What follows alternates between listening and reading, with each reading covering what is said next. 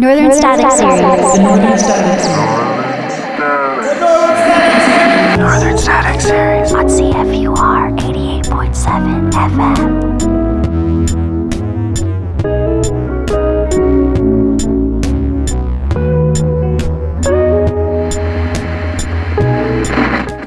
Thank you for tuning in to the Northern Static Series on CFUR 88.7 FM. You can find us online at cfur.ca. We are broadcasting from the traditional unceded territory of the Lheidli T'enneh First Nation.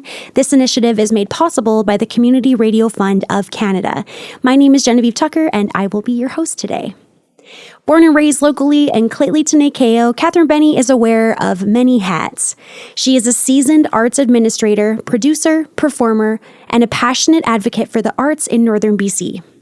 Since 2022, Katherine has been involved with Coldsnap, the Prince George Winter Music Festival, where she is currently communications manager and producer. She excels at vibe management, harnessing her contagious enthusiasm to build powerful collaborative teams where every performer, crew member, and volunteer feels supported and appreciated. As a performer, Katherine typically focuses on mallet percussion, but also dabbles in Foley arts, melodica, and piano. All right, so I've known you personally for the past 2 years, which is really hard to believe that it's only been 2 years. It feels a lot longer than that. I've seen you work and be involved within the arts in many different capacities, as your bio stated there.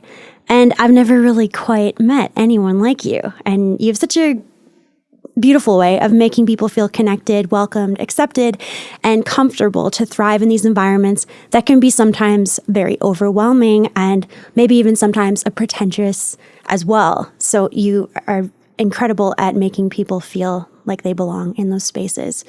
You're a very special person, and I am not the only person who feels this. So I asked a few people in our arts community to share a few words about you, and it was an overwhelming response. They're still flowing in today. I put a call out for these things, and I'll get like 2 people to respond. Usually they're like, I'm busy, but everyone responded, and we'd be here all day if I was like, can you say like a sentence or 2? But these are like paragraphs, but I'm going to read through them, and then I'll share the ones that didn't make it in after, because they're pouring in. So here are some of the nice things that our fellow community members have said. As a festival audio and lighting technician, I've never felt better taken care of when KB is at the helm. Not only does she have all of her and my ducks in a row, but she maintains a smile and a sense of humor in what could be the most stressful of situations. 10 out of 10, Bryn Porter. I have worked with Katherine over the past 10 years in various capacities through the PGSO, Two Rivers Art Gallery, Coldsnap Festival, Canada Day in the Park, and most recently at the Pavilion. She's brought warmth, professionalism, talent, and heart to all of these artistic and administrative endeavors. She's a gem of a human being. Adel Jago. Katherine has been an amazing person to work with. Not only is she able to grasp and articulate artistic vision, she's able to make it happen with care, compassion, and a great sense of humor. And those Sour Patch Kids in endless supply. It's one more way she knows how much she cares about those around her and how caring for artists helps ensure a great show. She's more than professional. I count her amongst my friends and have been honored to work with her and entrust my keys to her. Bob Fillier. Katherine has the most infectious personality and is a pleasure to work with. She's one of those people that when working on an event, I think hears something, then immediately sees it from all angles, coming at things from arts, technical, and patron perspectives. She takes great pride in her achievements, and she also knows how to build and foster a team and how to keep fun and how to keep having fun even if things feel difficult. I'm really grateful that her work intersects with mine. Alicia Sasaki. And last one here. Oh my gosh. I know, like this never happened. So what was this? It's a good thing I pay all of these people a lot of money to say nice things about me. We got to get you a website. These are all of your testimonials. Okay, last one. I've had the pleasure of working with Katherine on many events around the city, most recently being the Ozzy Osbourne Tribute Parkinson's Society BC fundraiser at the Knox Performance Center. Katherine volunteered her time as stage manager to keep 11 different acts in line and ready to go, which is a feat into itself. Her professionalism while performing tasks in a high-paced environment is well respected by myself and many of our peers. Katherine shares my belief in the importance of community, and I know as well as anyone the amazing things that can happen when people become connected under a common goal. Furthermore, she is incredibly kind and thoughtful. Katherine has given me rides home on late nights after the Russell AV shifts and shared a tremendous amount of Sour Patch Kids while on the job. I figure I owe her at least one family-sized bag by now, although I know she expects nothing in return because that's the kind of person that she is. I feel much gratitude for the opportunity to get to know and work with Katherine and for her many contributions to our community. Justin Jundro. Katherine Benny, welcome to the Northern Static series. Thank you. You're welcome. Thank you, everyone. That's very nice. Isn't that nice? Oh my goodness. I know. It's a lot. It's overwhelming. How does it feel hearing all that feedback from so many different folks in our community?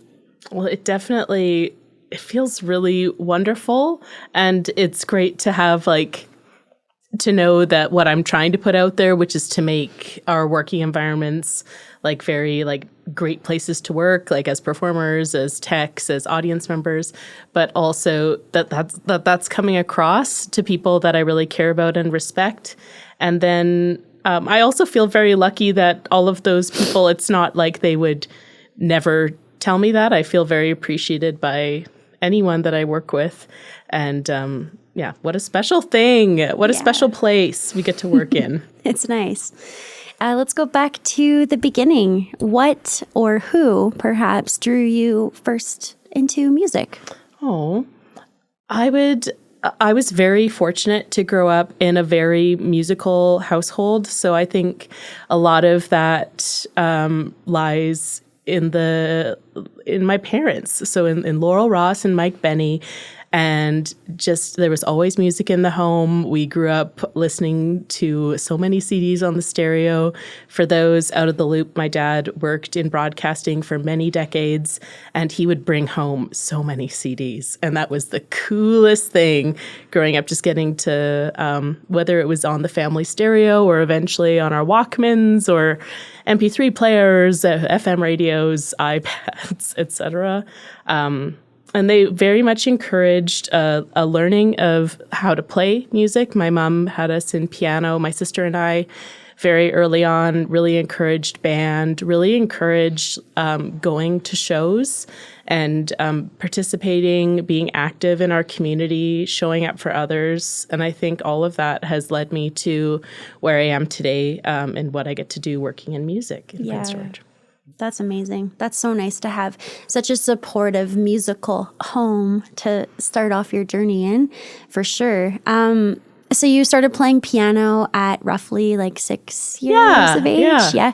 And was that something that you think you wanted to go into, or were your parents hey, this is maybe something that you'd enjoy? Maybe. I think it was something that my parents brought an upright grand into the home, I think always with the intention of, well, if the kids stick with it, then we'll upgrade to something else. Yeah. And that piano is still very much there. Yeah. So I guess we didn't stick with it long enough. I think my sister and I both played, had weekly piano lessons well into our second and third years of university. So apparently that wasn't long enough. That's amazing. But a beautiful piano. And I think reflecting on it, I can't imagine myself not wanting to learn to play. I always really enjoyed the lessons and feeling like I was progressing. It was a Royal Conservatory environment, so a lot of technique, learning to sight read. And I think it really came from a place of my mom took piano lessons as a young girl, and I think she really enjoyed that, and she knew that my sister and I would be into that. My brothers more did reed instruments than piano, but we all know how to play a few basic things on the piano for sure. So cool. What were some of your like first musical influences, like artists that you enjoyed to listen to as a kid that you can remember? This is very specific, but I know that that I always really enjoyed Scarlatti sonatinas. So that kind of like classical and Baroque stuff where we really focused at first, but it was even just the things that we were listening to. Again, as I said, like we would have a lot of CDs. So that's a lot of CanCon. Yeah. I remember being very fond of a Keisha Shante CD that my dad brought home. Of course, Nelly Furtado. Yeah. Simple Plan was very important to me. Chantal Kreviazuk. Amongst others. The Hip, the Rankin family were very in common rotation at our home. Yeah, nice. So you were born and raised here in Prince George? Yes. Yeah, how do you think growing up here in Northern BC has shaped you both as a performer and now as an arts organizer? I think growing up here, and I would imagine it would be kind of similar for you too, but I think we grew up in a time where we were told that like Prince George is great, but you're probably going to move away like very soon. It's inevitable. You're going to move away.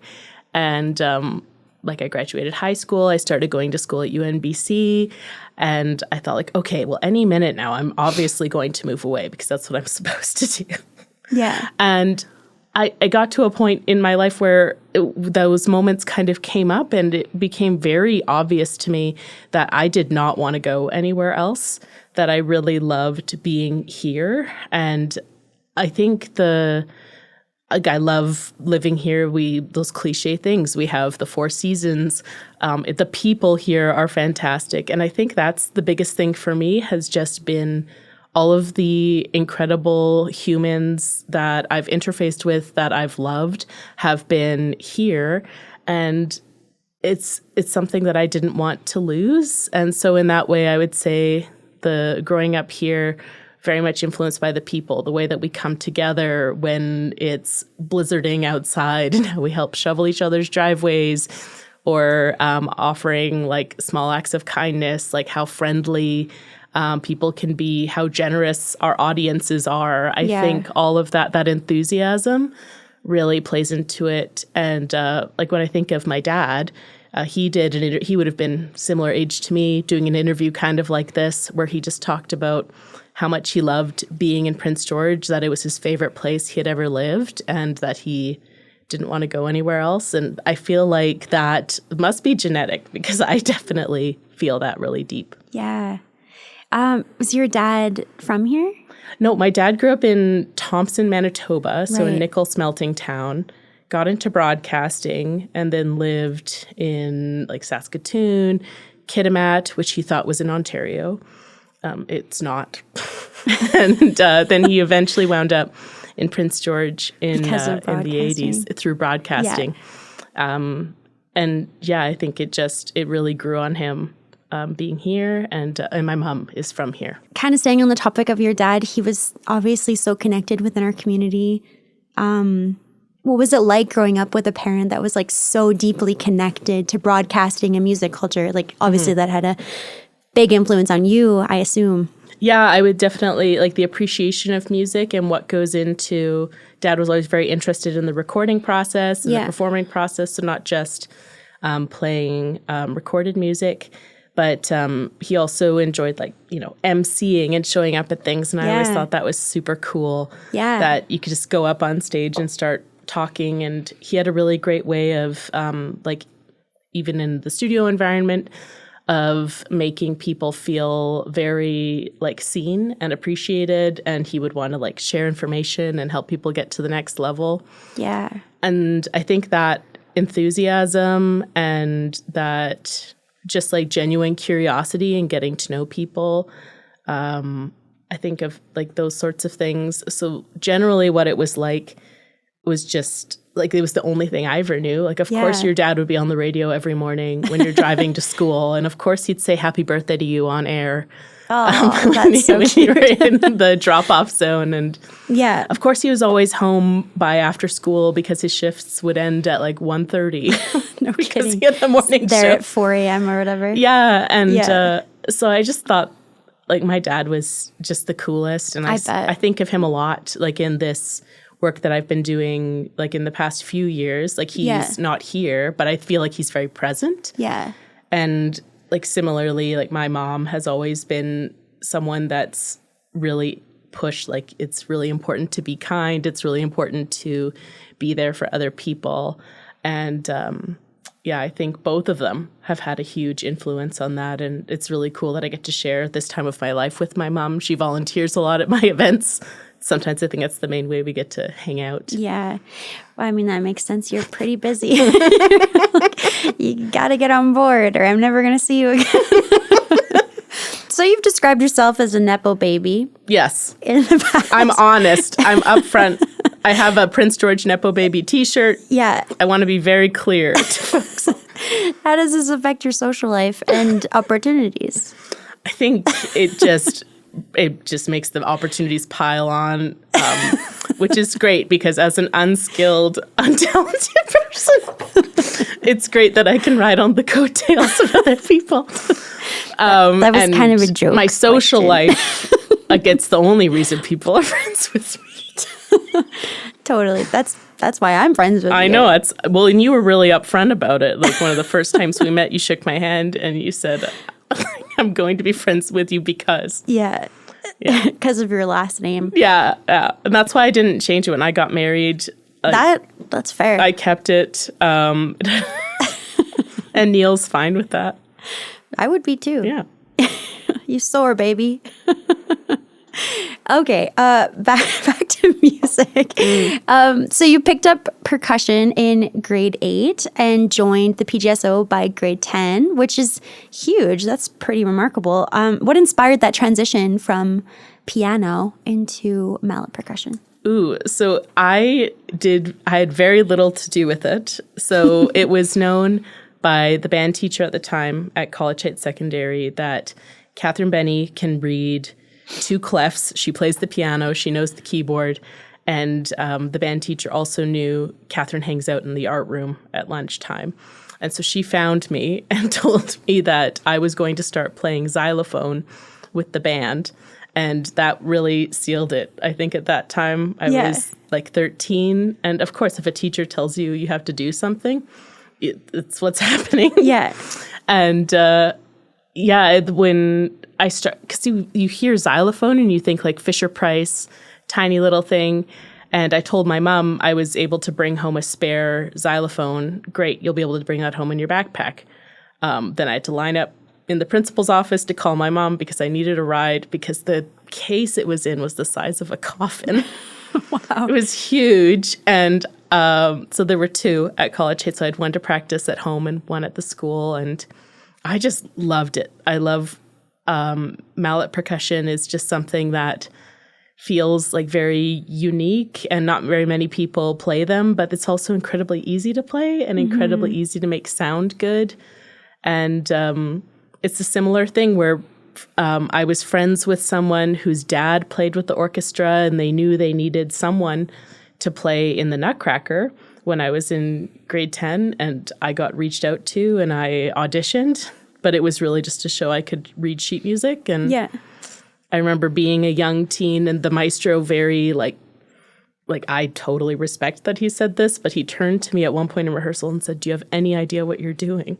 And I said, "No, because I did not." It was such a very different environment from band. Yeah. And piano lessons. You have to watch someone in the dark and follow along and play with other people. And I loved it. And I really grew from that experience and I kept going back. So you've stuck with the PGSO all of those years? Yes. Wow. And you also worked in the organization as well in a different capacity, right? Yeah, I would do like admin, like graphic design and different social media, other kind of production type things of sourcing different gear. And do you find it hard to balance these creative endeavors, like from an admin side to the performance side? I see a lot of, like with the work that I do, I see a lot of it as creative projects. So getting something, especially with an event, from start to finish, There's a lot of that is very creative and problem solving. And so I find it very similar. And things take practice and things need rehearsals. And then you have a final product and you take it all apart. And especially with something like playing percussion instruments, you get there early, you set up, you rehearse, you take it all apart, you put it back in the car. So there's a lot of that I see in my work as well. Obviously, like there's some differences, but I see the work as highly creative and collaborative, and that's how I see performance as well. Yeah.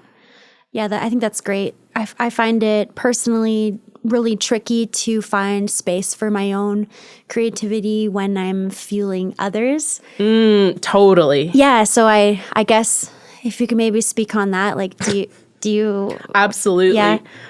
I find I really gravitate towards helping other people realize their creative vision. Yeah. And that is Like that fills your cup. Oh, totally. Yeah. But then it's also really important to remember like my own creative process and whether that's music or other creative fields. Just I think that like self-generation is really important. Yeah. But I definitely get the most like enjoyment from I can see when someone explains something to me, like with Justin referencing Sabathon.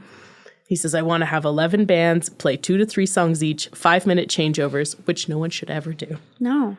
But we did it. And it was great. But like to hear that and to think like, okay, I can do that. I can help them figure out a way to do that. Yeah. And we did. And I get a lot of fulfillment from helping get people to where they need to go. Yeah.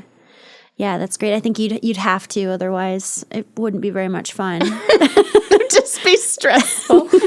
No, I have a lot of fun in the work that I get to do. Yeah. So you graduated from UMBC with a Bachelor of Environmental Studies. Yes. So when you think back to your time at UMBC as a student in this very building that we are in right now, how did you picture your life turning out after graduation?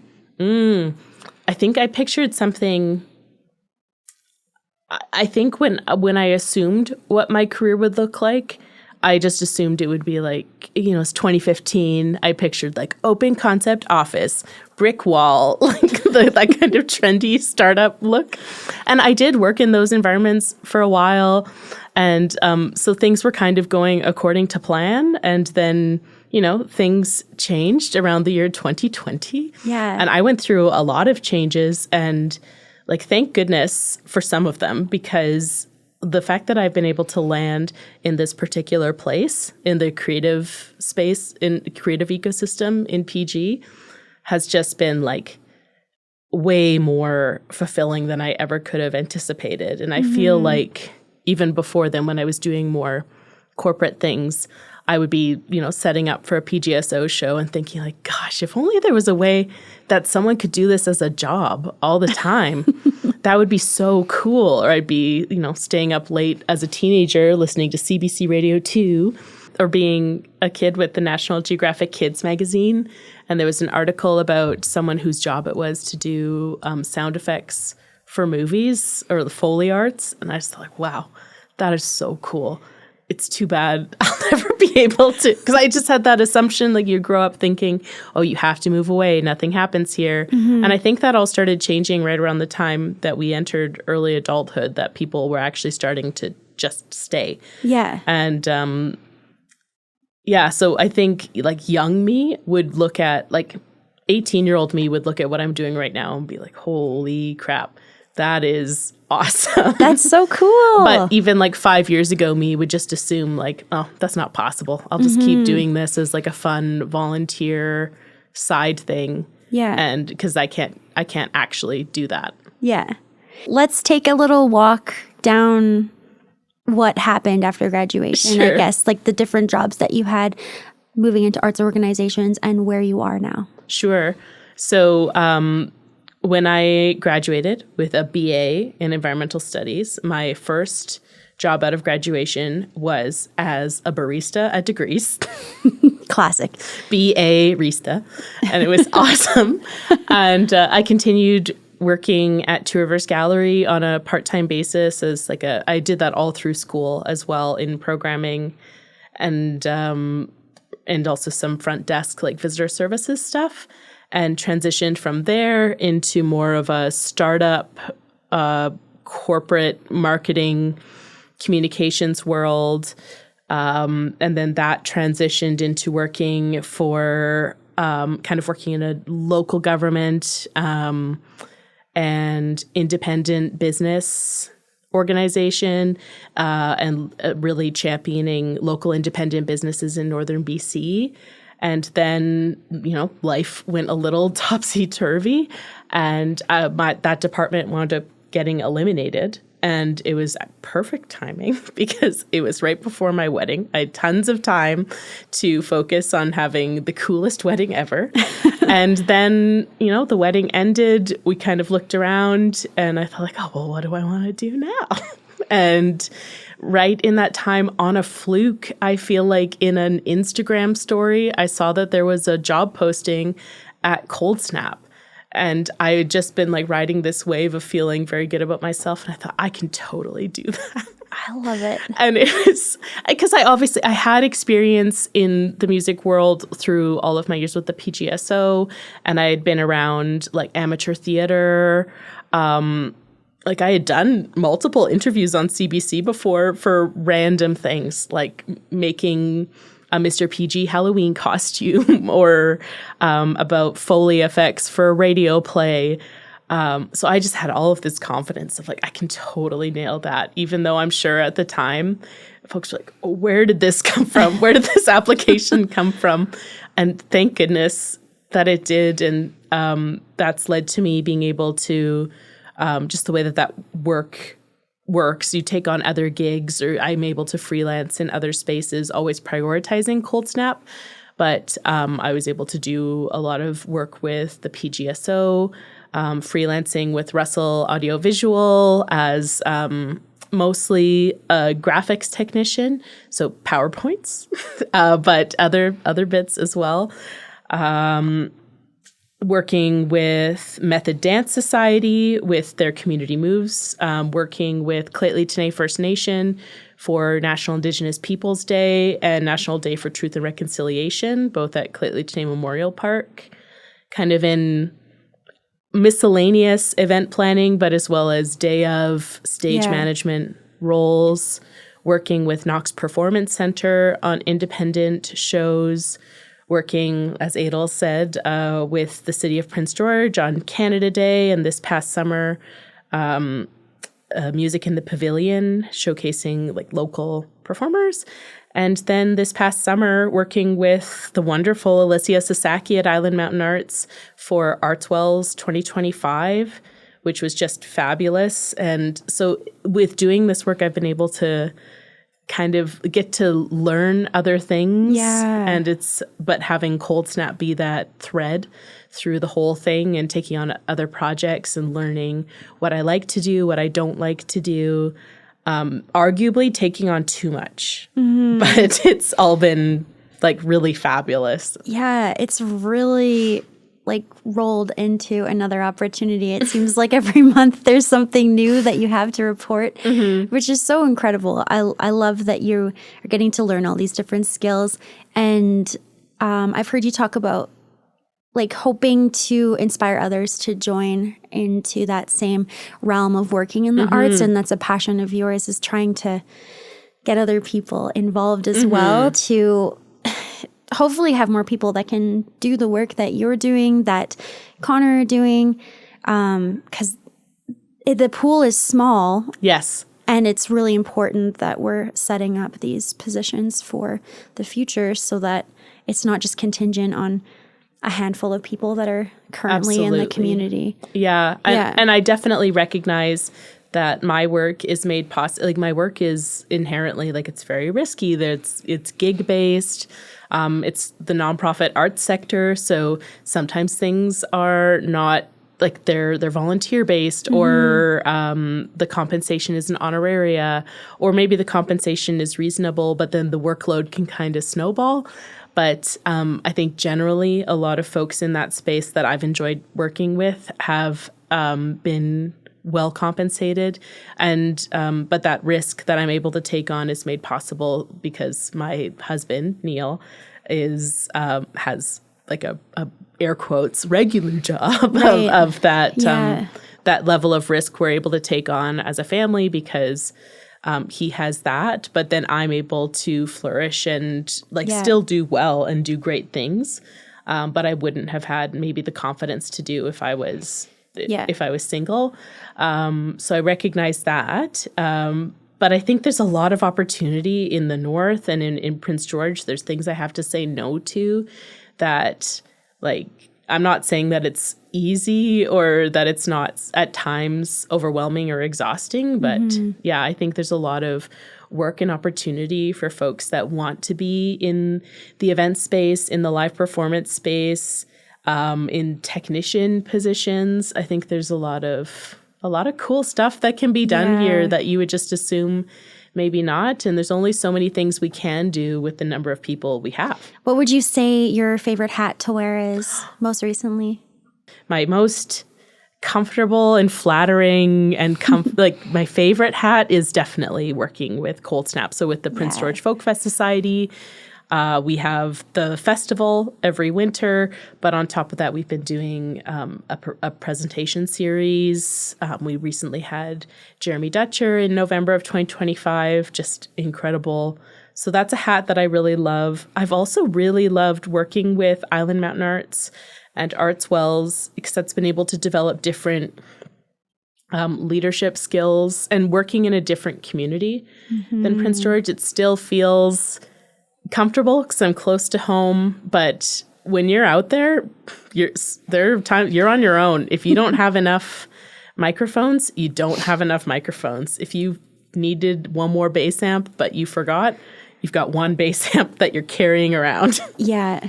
I guess at least it's small enough that you could run. Yeah, I think that was something that came up a lot. Was like, wow, Catherine was running a lot. I got some good steps in. She's got some really good steps in. That's awesome. That's so cool. And was that something when you, I guess, first entered into the art sphere, I guess with PGSO and the art gallery, had you considered it would be really cool to work at a music festival before you saw that job posting? Or was that kind of oh, whoa? I feel like it was more of a eureka moment Yeah. because I had grown up going to Coldsnap shows. Yeah. Dad would bring home tickets from the station. I always went to shows at Art Space or the Playhouse. I knew that Adel was involved with the board of Coldsnap. Yeah. So it was definitely familiar. I don't think I had explicitly thought oh yeah, that's the one. But I think again, it was just that serendipitous timing of I hadn't quite fully established what my next move would be. And then it just became so obvious. Yeah. What do you think the most rewarding thing of working with the festival's been so far? I've really loved just how we've been able to spread the good word that Prince George is a really great place to perform, and that I've said many times our audiences are so generous. They clap when you want them to clap. They sing along. They hoot and holler.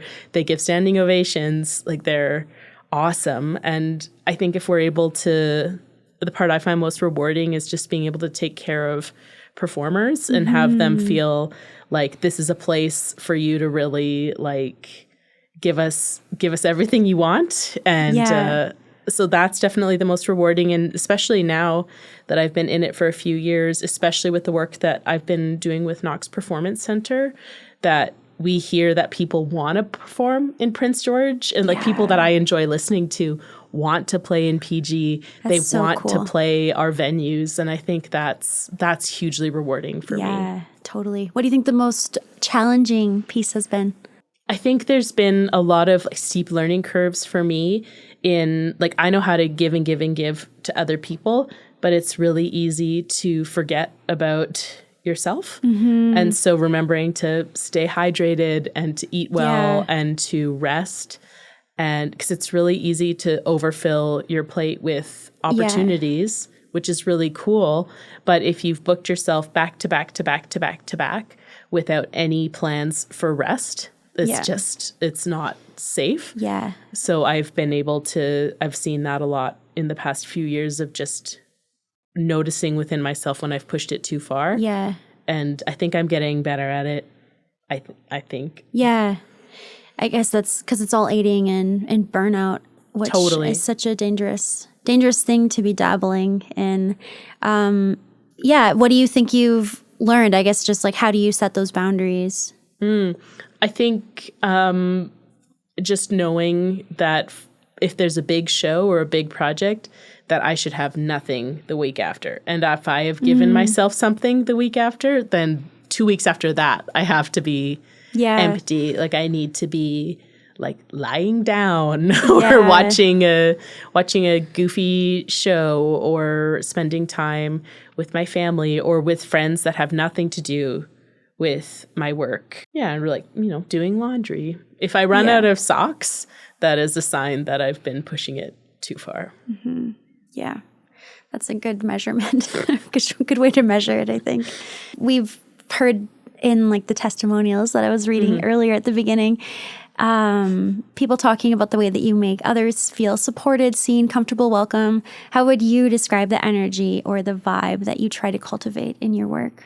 I just really want people to feel excited to be where they are. Say like we're doing a show at Knox Performance Center, and I really love being in there. It's a very special venue to me. But when someone new comes in, so whether it's a new volunteer or a performer, or maybe it's someone that I've worked with forever, and I just know that they're having that they're tired or that they've been really pushing themselves. I want people to have like basic needs met. Like, have you taken a break? Have you looked at the sky? Have you had any water today? What have you eaten today? And checking in on people. Yeah. That's one of my favorite things with working, like concerts, for example, is having a headset on, having my clipboard, and just checking on like from green room to upstairs balcony to concession to the tech booth and backstage, just like, do you have everything you need to be successful? Because like I don't need zooming out exactly, rather than getting caught up in what's directly in front of you. And I definitely will. I'll definitely get hyper focused on like, we forgot to tape that down. But being able to take a step back and look at those basic things that I think when you're caught up in the hubbub that you can forget. So I think what that's led to is that from just my approach to production is that everyone gets to feel like, okay, my needs were considered, or at least someone is paying attention to making sure that I'm okay. So then that means that people can continue to work hard and do their best and create something really special because they know that they're taken care of or they're being considered. What does the Prince George art scene do really well? And what's something that you think that we could improve on? Something we do really well is I think we have like some really special, we have a lot of really engaged folks in the performing world, but also in like the presentation world. So we have really talented technicians or volunteers or those pieces. So I think that's something that we do really well and that we can show up for each other. Like if I know that Danny Bell is presenting a show at the Legion, I'm probably gonna go. Or if a friend of mine is performing in a band, I'm probably gonna go. Or and it expands beyond just music. If it's someone's involved with a theater thing or someone's has a exhibition at the Two Rivers Art Gallery or is presenting a film, like I want to show up for other people, and I think other people show up for me in the work that I do. Something I think we could do better is I think a lot about how many sound engineers or lighting designers we have in Prince George, and just how wonderful a show can be when you have a talented team, and then how much more complex a show becomes if you don't. So I really want to spend the next year and a half focused on how do we generate more capacity in that space, because we have a lot of talented people right now, but you're not going to have those people if they burn out tomorrow, right? Totally. And same with me. I want to be able to do this work for a really long time. So it's the same thing of like prioritizing needs, but also building like the next generation of folks. Totally. Yeah, I completely agree. Well, what's a non-musical passion of yours that continues to inspire your creativity? I am really passionate about hosting. And I think that's played into... Like hosting at your home? Hosting at my house. Yeah. Because I think that's kind of played into the way that I approach production now. Yeah. Is my mom would have these like for her book club or like block party kind of dinner parties. I grew up, or family dinners of just like bringing something together and like having people come to your home. Yeah. I get really excited about putting things together like trifles. So I love like taking layers of sponge cake and jelly and cream and custards and building like something that's arguably dated and overcomplicated for what it is, which is just like a bunch of stuff. Like I like paper mache. I like puppetry. Like I get really into kind of the practical effects of theater. There was one time my husband Neil was in a stage reading at Theatre Northwest called Fair and Square. And one of the props they needed was an aspic, which is horrific sounding, but it's a jellied, like basically a jellied soup. So I made this aspic as a prop for the play. Yeah. And I just like anything like that. Like if I get a text of like, hey, for a music video that's going to be shot soon, we really need fake dog poop. Do you know anyone that would be able to make So some specific. prop dog poop? I'm your girl. So things like that, like kind of like those. How do you do it? How do you do it? Yeah. Well, the way that I chose to do it, and you can see this in the music video 666 by Danny Bell and His Disappointments. Yeah.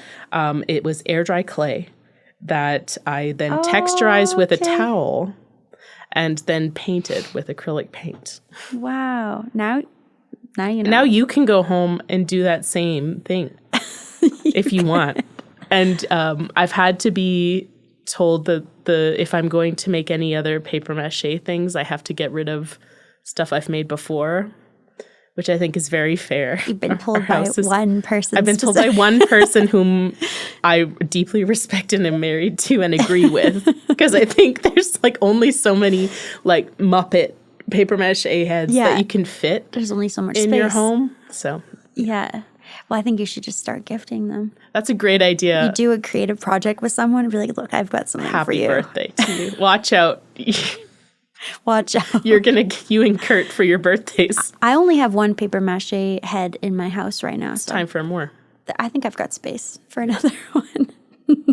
Do you have a story that kind of sticks with you of like a most memorable moment of maybe a performance that you've taken part in either on stage or off stage? Is there something that like stands out, like a story that you want to share with us? Oh, here's a story I can think of. The first one that came to mind was my very first Coldsnap. So it's January, like late January 2023.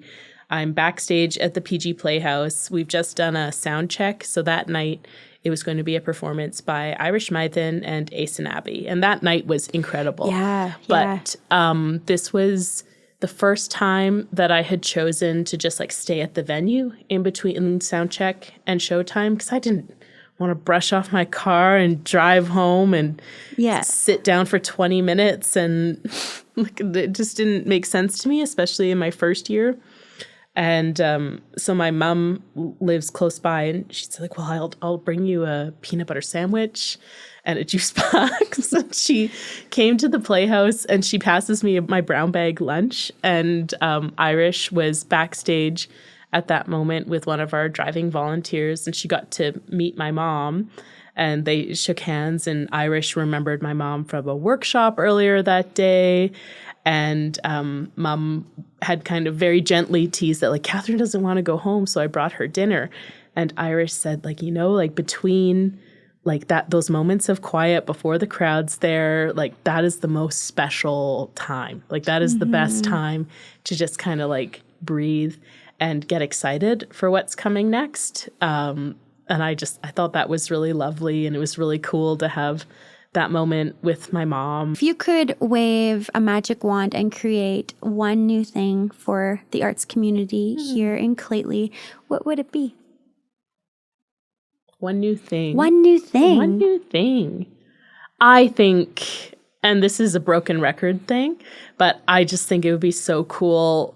I can picture we could do so many cool things with a larger performing arts space. Yeah. So whether you call that a performing arts center or whatever you need to call it, then maybe that could happen in the next 10 years. But right now, our scene is limited to venues that can comfortably host maximum 300 people. Yeah. And most of them that work really well for live music, it's actually smaller than that, depending on the type of show. And I just imagine other communities and what they have, 400, 500 seat black boxes or other things. I just think of what we've been able to accomplish as an arts community to this point with what we have, this frontier mindset, we come together, we're scrappy, we figure it out. What could we accomplish if we didn't have to work so hard on figuring it out and being scrappy? I think that would just be so nice if we were able to have turnkey, 400, 500 seat spaces. That would just be a newer facility, perhaps. An accessible facility. Yeah. A facility that's meant for that. I just think we could do incredible things. I think the music community do incredible things, theater, dance, everyone could just do incredible things if we just could have a little bit of a break. Yeah. And just something nice. I promise we could do really cool things with it. I promise. I 100% agree. Yeah, that's my magic wand. Yeah. You're listening to CFUR. Yeah. For young people growing up here who may want to enter into our world, what advice would you give them? I think my advice would be go to shows. Yeah. Or if not shows, maybe buying tickets isn't feasible or staying out late isn't feasible, but volunteering is that's an option. Even if it's and if there's volunteers that want to be involved on the production side, helping with day of setup or even day after, take it apart. There's so many moving pieces. Yeah, and during Coldsnap, we have a ton of free to attend mini concerts we call ice jams and workshops. I think of those kinds of things. I know that one of the biggest influences that kind of got me to where I am right now would be it's not really a thing anymore, but going to art space shows and just taking risks and you don't have to know the artist to enjoy a show. You don't have to know every lyric. So yeah, and I think asking questions. If there's someone that you think is doing cool work, and I know that's a very ballsy thing to do, but if you can work up the courage, maybe you're on a Sour Patch Kid sugar high, and you're ready to try something, reach out, and maybe someone says no, but maybe someone says yes, and you get to try something cool. Yeah. Very cool. That's great advice. Tell us about the performance that you're going to be sharing with us today. So the performance that we're sharing today is myself playing solo vibraphone. It is an improvised work with some motifs that I kind of established beforehand. You're going to notice that I'm playing 4 yarn mallets on a vibraphone. If anyone's unfamiliar, a vibraphone is basically a xylophone with steel bars, and in the resonators there are fans that are motorized, so they turn. So when you hit a note with a soft mallet, the sound that comes out, the volume changes. So you get that tremolo effect of wow, wow, wow. There's also some bowing on those bars. So a bass bow that has rosin on it glides along the steel bar to create a very ethereal sound. It's something that the kind of music components in there, I think of it as there's kind of a steady movement that I think of as going for a walk, which is something I used to do a lot with my dad. And then there's some pieces in there where it's just me talking to him. So that's what this piece is. And I was really excited to be able to do that with you guys today. That's so great. Does it have a name? I will call it, I'll give you $100. Well, I want to thank you so much for being here and spending time with us in studio for the Northern Static series on CFUR 88.7 FM. Stay tuned for a very special performance by Katherine Benny. Thank you so much, CFUR.